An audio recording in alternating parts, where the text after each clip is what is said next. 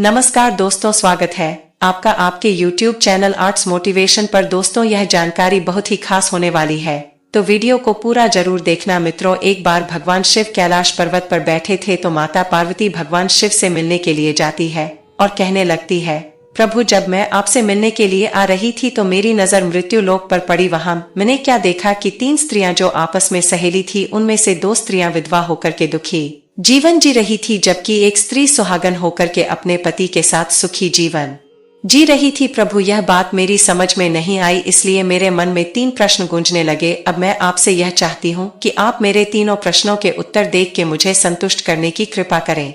मित्रों, इस प्रकार माता पार्वती की बात को सुनकर के भगवान शिव कहते हैं, पार्वती, तुम मुझे अपने तीनों प्रश्न बताओ, मैं तुम्हें तुम्हारे प्रश्नों के उत्तर देकर के पूरी तरह संतुष्ट करने का प्रयास करूंगा। अब माता पार्वती कहती है, प्रभु, मेरा पहला प्रश्न है, कौन सी स्त्री समय से पहले विधवा हो जाती है? मेरा दूसरा प्रश्न है, कौन सी स्त्री को जीवन में कभी सुख नहीं मिलता? और मेरा तीसरा प्रश्न है, कौन सी चीज ऐसी है जो एक पत्नी अपने पति को मांगने से भी नहीं देती? मित्रों, इस प्रकार माता पर के प्रश्न सुनकर कि भगवान शिव कहने लगे, पार्वती, तुम जिन स्त्रियों की बात कर रही हो उनमें से 2 स्त्रियां विधवा होकर के अपना दुखी जीवन जी रही है और वहीं पर एक स्त्री सुहागन होकर के अपने पति के साथ में अपना सुखी जीवन जी रही है।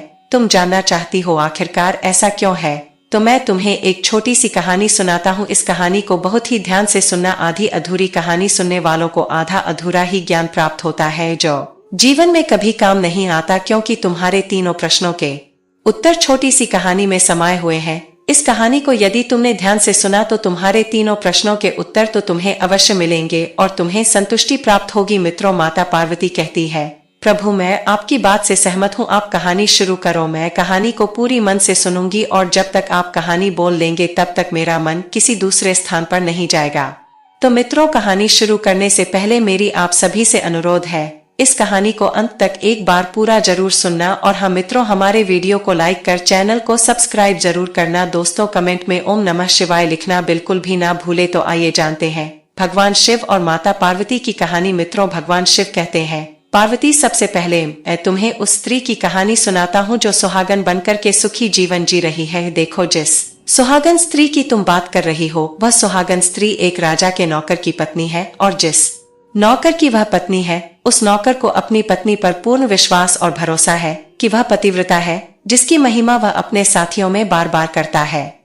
अब देखो, एक दिन की बात है, उस राजा के नौकर ने अपनी पत्नी की प्रशंसा इतनी की कि बात धीरे धीरे फैलते हुए राजा के दरबार तक पहुंच गई। फिर तो राजा ने अपने नौकर को बुलाया और उस नौकर से कहा कि तुम हर किसी से कहते हो कि तुम्हारी पत्नी पतिव्रता है, क्या वास्तव में आपकी पत्नी पतिव्रता है? आपको पूर्ण विश्वास है? भगवान शिव कहते हैं, पार्वती, इस प्रकार राजा की बात सुनकर के नौकर कहने लगा, महाराज, मुझे पूरा विश्वास है और पूरे से भी आगे विश्वास है कि मेरी पत्नी पूरी तरह पतिव्रता है। अब उसी समय पर राजा का महामंत्री कहने लगता है, यदि मैं तेरी पत्नी का पतिव्रता धर्म खंडित कर दूं तो तुझे क्या सजा मिलनी चाहिए? फिर तो नौकर ने कहा, यदि तुम मेरी पत्नी का पतिव्रता धर्म खंडित कर देते हो तो महाराज मुझे फांसी लगा देना। अब उधर वह राजा का नौकर भी मंत्री से कहता है, यदि महाराज यह मेरी पत्नी का पतिव्रता धर्म खंडित नहीं कर पाए तो इनको सजा क्या मिलनी चाहिए? तो राजा ने कहा कि मंत्री को भी फांसी की सजा दी जाएगी।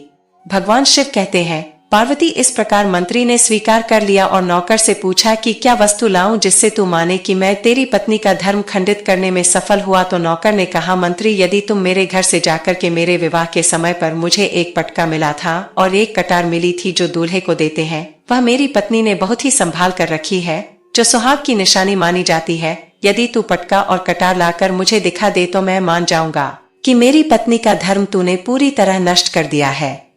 अब भगवान शिव कहते हैं, पार्वती, शर्त स्वीकार हो जाने के बाद में वह मंत्री शहर में जाता है और एक दुती से जाकर मिलता है।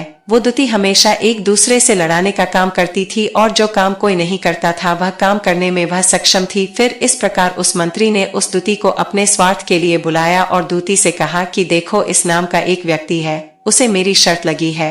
और फिर उसने उस शर्त के बारे में उस दती को सारा कुछ बता दिया। फिर वह उस दती से कहने लगा कि तू कैसे भी करके उस स्त्री से मेरा संपर्क करवा दे, तुझे जितना धन चाहिए मैं उतना धन दूंगा। भगवान शिव कहते हैं, पार्वती, इस प्रकार मंत्री की बात सुनकर के दूती कहने लगी, भाई, तू उस औरत के बारे में बात मत कर, वह औरत पूरी तरह से पतिव्रता है। तेरी ओर थूकेगो के व्यक्ति भी खूंखार है, तेरी खाल उतार लेंगे। तो मंत्री कहने लगा, ठीक है, यदि तू मेरा उससे संपर्क नहीं करवा सकती है तो एक काम कर दे, उसके घर से जाकर के पटका और कटार चुरा कर ला दे और उसकी पत्नी के गुप्तांग के पास में यदि कोई चिन्ह हो तो वह चिन्ह भी मुझे देख करके बता दे, फिर मैं तुझे मुंह मांगा इनाम दूंगा। भगवान शिव कहते हैं, पार्वती यह बात दूती की समझ में आ गई। उसने कहा, ठीक है, मैं तुम्हारा काम अवश्य करूंगी। नौकर शहर में रहता था। दूती नौकर के घर जाती है, उसकी पत्नी से जाकर बोलती है, बेटी मैं तेरी पति की बुआ हूँ, मैं कई वर्षों के बाद आई हूँ। फिर उस स्त्री ने कहा, आओ बुआ जी, मैंने आपको पहले कभी देखा नहीं, इसलिए पहचान नहीं पाई। और इस प्रकार उस दूती को उस नौकर की पतिव्रता स्त्री ने बहुत सम्मान दिया, मगर उसे क्या मालूम था कि यह उसके साथ में छल करने आई है। अब भगवान शिव कहते हैं, पार्वती इस प्रकार वह दूती उस पतिव्रता स्त्री के साथ में 2 दिन तक रुकी। जिस समय वह स्त्री स्नान करने लगी तो दूती उठकर कि उस पतिव्रता स्त्री की कमर मलने लगी। उस पतिव्रता स्त्री ने बहुत मना किया, फिर भी वह दूती नहीं मानी और कहने लगी, मुझे तो बेटी से भी प्यारी लगती हो तो मना मत करो। काफी दिनों के बाद में मेरी तुम्हारी मुलाकात पहली बार हुई है। अब ऐसा कह करके वह दूती मुख पर हाथ फिराने लगी। फिर आंखों को धोने के बहाने से उस दूती ने उस पतिव्रता स्त्री की आंखों पर पानी मार दिया और उस री की आंखें बंद हो गई। इस प्रकार गुप्तांग के पास में जांघ पर उस स्त्री के एक तिल था जो दूती ने देख लिया, बस उसका काम बन गया। उधर स्नान करने के बाद में जब वह पतिव्रता स्त्री रसोई में खाना बनाने गई तो दूती को मौका मिल गया और उसने पटका और कटार उस नौकर के घर से चुरा ली और वहां से एकदम से भाग गई। और जाकर के दूती ने वह पटका और कटार मंत्री को दे दिए और उस पतिव्रता स्त्री के जांघ पर तिल की निशानी भी बता दी। भगवान शिव कहते हैं, पार्वती फिर वह मंत्री पटका और कटार लेकर करके सीधा राजा के दरबार में पहुंचा और राजा से जाकर कहा, महाराज मैंने नौकर की पत्नी के पास में 2 दिन बिताए हैं और यह पटका तथा कटार उसी के हाथों से लेकर आया हूं। फिर तो राजा ने दरबार लगाया और नौकर को बुलाया तथा महामंत्री से सभा में पटका और कटार नौकर को दिखाने के लिए कहा। फिर राजा की आज्ञा पाकर के मंत्री ने उस नौकर को पटका और कटार दिखाई और उसकी पत्नी की जांघ पर तिल भी बताया। तो नौकर मान गया कि वास्तव में आज मेरी पत्नी ने अपना पतिव्रता धर्म पूरी तरह से भंग करवा लिया। भगवान शिव कहते हैं, पार्वती फिर तो राजा ने फांसी का दिन 15 दिन के बाद में रख दिया और कहा कि नौकर को 15 दिन के बाद में फांसी पर चढ़ाया जाएगा। और इस प्रकार से नौकर से उसकी अंतिम इच्छा पूछी तो नौकर ने कहा कि मैं अपनी पत्नी से अंतिम बार मिलना चाहता हूँ। भगवान शिव कहते हैं, पार्वती इस प्रकार राजा ने उस नौकर को आज्ञा दे दी कि ठीक है, तुम अपनी पत्नी से मिल सकते हो। फिर नौकर अपने घर गया और अपनी पत्नी से कहा कि आपने मेरे साथ में बहुत बड़ा विश्वासघात किया। मैंने आपके विश्वास पर मंत्री से ऐसी शर्त लगाई थी कि राजा के दरबार में राजा के सामने मैंने कहा था कि मेरी पत्नी का पतिव्रता धर्म कोई नष्ट कर दे तो मुझे फांसी लगा देना। अब मुझे 15 दिन के बाद में फांसी लगा दी जाएगी। मेरे साथ विश्वासघात करके तुमने ठीक नहीं किया। भगवान शिव कहते हैं, पार्वती उस पतिव्रता स्त्री ने अपने नौकर पति को सारी बात बताई, मगर उसे विश्वास नहीं हुआ और पुनः वह राजा के दरबार में पहुंच गया। फिर नौकर वापस जाकर के जब पहुंचा तो राजा के दरबार में उसे कैद में डलवा दिया गया। अब उधर नौकर की पतिव्रता धर्म पत्नी ने परमात्मा को याद किया और राजा के दरबार में गई और राजा से नाच दिखाने की आज्ञा मांगी। भगवान शिव कहते हैं, पार्वती उधर नौकर की पतिव्रता धर्म पत्नी ने परमात्मा को याद किया और अपना भेष बदल करके राजा के दरबार में गई और राजा से नाच दिखाने की आज्ञा मांगने लगी, क्योंकि वह स्त्री बहुत ही सुंदर थी और उधर राजा शौकीन होते हैं। इसलिए राजा ने आज्ञा दे दी कि सभी मंत्री संतरी आदि उपस्थित होकर के इस सुंदरी का नाच करवाने की पूरी व्यवस्था करें। भगवान शिव कहते हैं, पार्वती फिर तो सब मंत्री महामंत्री राजा आदि दरबार में उपस्थित हुए और फिर उस नौकर की धर्म पत्नी पतिव्रता स्त्री ने जब नाचना शुरू किया तो राजा को उस स्त्री का नाच बहुत ही सुंदर लगा। और फिर राजा ने कहा, तुम मुझसे क्या मांगना चाहती हो? तुम जो भी मांगोगे तुम्हें वही दूंगा। भगवान शिव कहते हैं, पार्वती फिर उस नौकर की पतिव्रता स्त्री ने कहा, महाराज आपकी सभा में मेरा चोर है जिसने मेरे रुपए लिए थे मगर आज तक वापस नहीं दिए, उसे फांसी की सजा दे दीजिए। अब राजा ने कहा, ठीक है, बताओ मेरे दरबार में तुम्हारा चोर कौन है, उसका नाम क्या है, मैं उसको फांसी की सजा अवश्य दूंगा।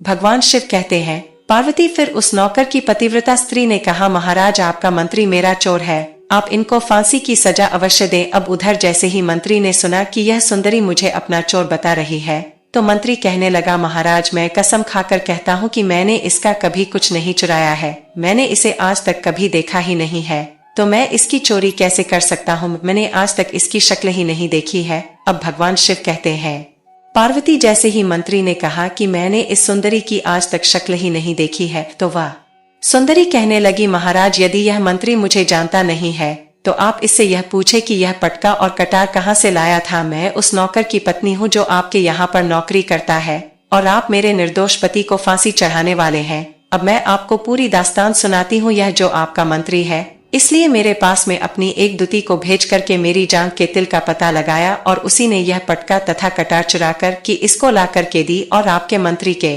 द्वारा भेजी गई दूती जब मेरे घर पर आई थी तो उसने मुझसे कहा था कि वह मेरे पति की बुआ है। वह पहली बार आई है इसलिए मैं उसको पहचान नहीं सकी। और महाराज इस प्रकार मैंने उस स्त्री को अपने यहाँ पर बहुत सम्मान दिया और अपने यहाँ पर ठहरने की उसकी व्यवस्था की। भगवान शिव कहते हैं, पार्वती इस प्रकार उस नौकर की पतिव्रता स्त्री की बात को सुनकर के राजा ने दूती को बुलाया। फिर उस दूती ने राजा को सारी सच्चाई बता दी जिससे ने उस नौकर को बरी कर दिया और मंत्री को फांसी पर चढ़ा दिया। भगवान शिव कहते हैं, पार्वती इस प्रकार उस नौकर की पतिव्रता स्त्री ने अंत में राजा से कहा, महाराज मैं अपने पति से बहुत प्यार करती हूँ। मैं एक चरित्रवान स्त्री हूँ, कभी भी मैं अपने पति का नाम तक अपने मुंह से नहीं लेती। अब भगवान शिव कहते हैं, पार्वती मेरी कहानी पूरी होती है। अब तुम अपने तीनों प्रश्नों के उत्तर क्रमवार सुनो। तुम्हारा पहला प्रश्न था, कौन सी स्त्री समय से पहले विधवा हो जाती है? तो जो स्त्रियां अपने पति का नाम लेती हैं वह समय से पहले विधवा हो जाती है, क्योंकि पति का नाम लेने से पति की उम्र कम हो जाती है और समय से पहले ही उनके पति की मृत्यु हो जाती है। ऐसी स्त्रियां जो अपने पति का नाम लेती हैं वह समय से पहले ही विधवा होकर के एक दुखी जीवन जीती है। बस यही राज की बात है कि तुम जिन 3 सहेलियों की बातें कर रही थी उनमें से 2 विधवा थी और एक यह नौकर की पत्नी थी जो पतिव्रता स्त्री थी। यह पतिव्रता कभी भी अपने पति का नाम मुंह से नहीं लेती थी। उधर वो 2 स्त्रियां जो विधवा होकर के दुखी जीवन जी रही हैं वो हमेशा अपने पति का नाम लेकर ही बुलाती थी, जिसकी वजह से उनके पति की उम्र कम हुई और फिर वो दोनों स्त्रियां समय से पहले ही विधवा हो गई और आज वो दुखी जीवन जी रही है। इसलिए कभी भी स्त्री को अपने पति का नाम अपने मुंह से नहीं लेना चाहिए। अब तुम्हारा दूसरा प्रश्न था कि कौन सी स्त्री को जीवन में कभी सुख नहीं मिलता। तो समझ लो जो स्त्रियां अपने पति की बिना अनुमति के किसी तीर्थ स्थान या उत्सव में जाती है उनके जीवन में कभी सुख नहीं आता। ऐसी स्त्रियां जीवन पर दुखी रहती हैं और उन्हें पति का कभी प्रेम नहीं मिलता। अब भगवान शिव कहते हैं, पार्वती तुम्हारा तीसरा प्रश्न था कि ऐसी कौन सी चीज है जो एक पत्नी अपने पति को मांगने से भी नहीं देती। तो समझ लो वह चीज गाली है। एक चरित्रवान स्त्री कभी अपने पति को गाली नहीं दे सकती और जो स्त्री गाली देती है वह स्त्री कभी चरित्रवान नहीं होती और ऐसी स्त्री जीवन भर रोती है। उसके जीवन में कभी सुख की घड़ी नहीं आती और समय से पहले ही ऐसी स्त्री विधवा हो जाती है। मित्रों, इस प्रकार कहानी सुनने के बाद में माता पार्वती पूरी तरह से अपने तीनों प्रश्नों से संतुष्ट होकर कहती है, प्रभु वास्तव में जो स्त्री चरित्रवान होती है वह कभी दुखी जीवन नहीं जीती, क्योंकि ऐसे घर में लक्ष्मी का सदा वास होता है और वह घर धन धान्य से हमेशा भरा रहता है। ऐसी स्त्रियां हमेशा घर को स्वर्ग बना देती है। तो दोस्तों, यह थे आज की छोटी सी जानकारी। दोस्तों, उम्मीद है कि ये जानकारी आप लोगों को पसंद आई होगी। दोस्तों, वीडियो पसंद आई हो तो वीडियो को लाइक और चैनल को सब्सक्राइब जरूर कर लें।